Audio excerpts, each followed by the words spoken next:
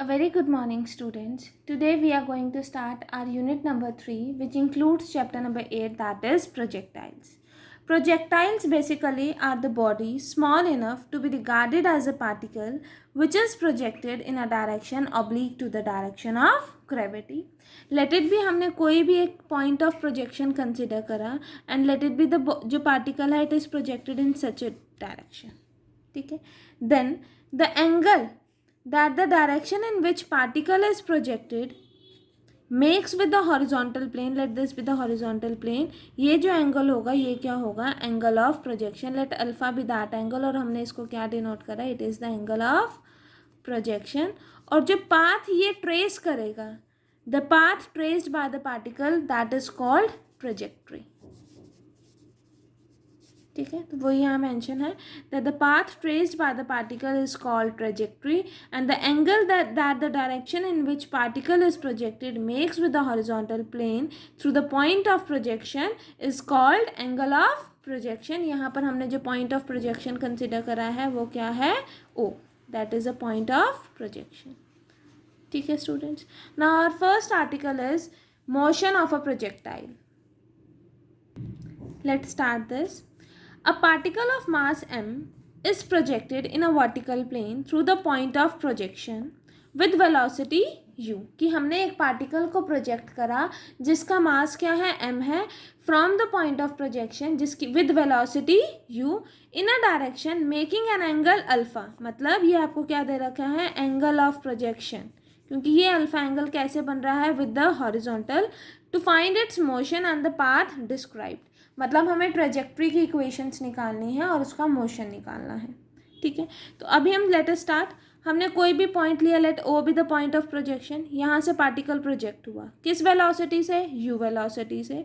और कितना एंगल बना रहा है वो, हॉरिजॉन्टल के साथ अल्फा एंगल बना रहा है. हमने पाथ कंसिडर करा. हमने बोला कि लेट इट बी किसी टाइम टी पर जो पार्टिकल है वो इस पोजीशन पे होगा, let it be P position पर. अब इस पॉइंट पर सिर्फ जो फोर्स होगा वो होगा वेट ऑफ द पार्टिकल. इस पॉइंट पर द ओनली फोर्स जो एक्ट कर रहा है वो क्या होगा, वेट ऑफ द पार्टिकल, जो कि एक्ट कर रहा है वर्टिकली डाउनवर्ड्स और कोई भी फोर्स नहीं एक्ट कर रहा. ठीक है, और यहाँ पर हमने क्या लिया है, u be the initial velocities के रिजॉल्व कंपोनेंट्स क्या होंगे, u cos alpha and u sine alpha. ठीक है स्टूडेंट्स, यहाँ तक समझ आया. Now let us start.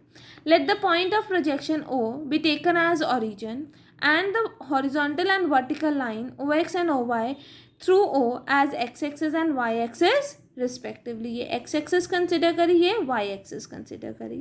If u be the velocity of projection and alpha be the angle of projection, तो resolved components क्या होंगे, u cos alpha and u sin alpha. u sin alpha vertical direction में होगा और u cos alpha horizontal direction में होगा. फिर हमने कोई भी पोजीशन कंसिडर करी थी पार्टिकल की, let P be the position of the particle at any time t. और उस पॉइंट पर जो पार्टिकल के कोऑर्डिनेट्स हैं वो क्या है, एक्स कॉमा वाई. ठीक है, now during the motion the only force being the weight m g of the particle which acts vertically downwards, the equation of motions are. अब मोशन के टाइम पर जो ओनली फोर्स एक्ट कर रहा है यहाँ पर सिर्फ वेट एम जी है जो कि एक्ट कर रहा है वर्टिकली डाउनवर्ड, और कोई फोर्स एक्ट नहीं कर रहा. फोर्स बेसिकली क्या होता है, मास इनटू एक्सेलरेशन. तो अगर हॉरिजॉन्टली चेक करें तो फोर्स क्या होगा, m multiplied with d square x by d t का स्क्वायर. और वर्टिकली चेक करें तो m multiplied with d square y by d t का स्क्वायर. अब हमें पता है इस पॉइंट पे जो ओनली मोशन एक्ट कर रहा है that is m g weight act कर रहा है जो कि वर्टिकली डाउनवर्ड एक्ट कर रहा है. वर्टिकली डाउनवर्ड एक्ट कर रहा है तो इसका मतलब जी इक्वेशन ऑफ मोशंस क्या होंगी, m d square y by d t square is equals to minus m g, क्योंकि वो क्या कर रहा है, वर्टिकली डाउनवर्ड एक्ट कर रहा था. ठीक है, और कोई भी हॉरिजॉन्टल कोई फोर्स नहीं था, तो इसका मतलब m d square x by d t का square is equals to zero. From these two equation we get that d square x by d t का square is zero and d square y by d t का square is minus of g. Now integrating equation 1 we get d x by d t is equals to C1 where C1 is the constant of integration. इस equation को integrate करोगे second equation को, then we will get d y by d t is equals to minus of g t plus C2, जहाँ पर C2 क्या होगा, constant of integration, जहाँ पर मतलब बेसिकली यहाँ पर C1 और C2 क्या हो गए, आर्बिट्ररी कांस्टेंट. इनिशियली जब हमने पार्टिकल को प्रोजेक्ट करना था तो इनिशियली टाइम क्या था, जीरो था. इनिशियली टाइम वॉज जीरो, तो इस time at t equals to zero resolve components क्या थे, u cos alpha and u sine alpha. मतलब d x by d t is u cos alpha and d y by d t is u sine alpha. तो वो यहाँ mention करेंगे. But initially when time is equals to zero, तो d x by d t क्या आया था हमारे पास, you cos alpha. ठीक है, और d y by d t क्या था, u cos u sine alpha. तो ये C1 हो गया, ये क्या हो गया, C2 हो गया.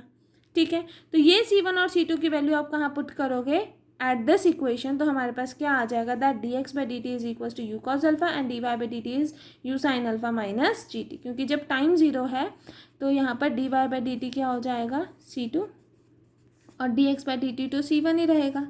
ठीक है, और t इक्वल टू जीरो पर जो रिजॉल्व कंपोनेंट्स हैं वो ये हैं. तो दोनों को कंपेयर करोगे तो C1 और C2 की वैल्यू आ जाएगी. वो C1 और C2 की वैल्यू जस्ट आपने इस इक्वेशन में पुट करी है.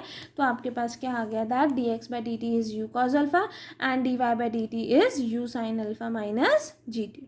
तो यहाँ पर क्या रिप्रेजेंट कर रहा है, that equation 3 and 4 represent the components of velocity of a particle at any time t. ठीक है, नाउ अब मुझे x और y की वैल्यू फाइंड आउट करनी है. तो हमारे पास क्या आएगा, इस इक्वेशन को इंटीग्रेट करेंगे और इस इक्वेशन को इंटीग्रेट करेंगे. Integrating equation 3 we get x is equals to u cos alpha t plus C3, और इस इक्वेशन को इंटीग्रेट करेंगे तो क्या आ जाएगा, y is equals to u sine alpha t minus half g t का स्क्वायर प्लस C4, जहाँ पर C3 एंड C4 क्या हो जाएंगे, फिर से कॉन्स्टेंट ऑफ इंटीग्रेशन, या फिर आप इसको आर्बिट्ररी कॉन्स्टेंट्स कंसिडर कर सकते हो.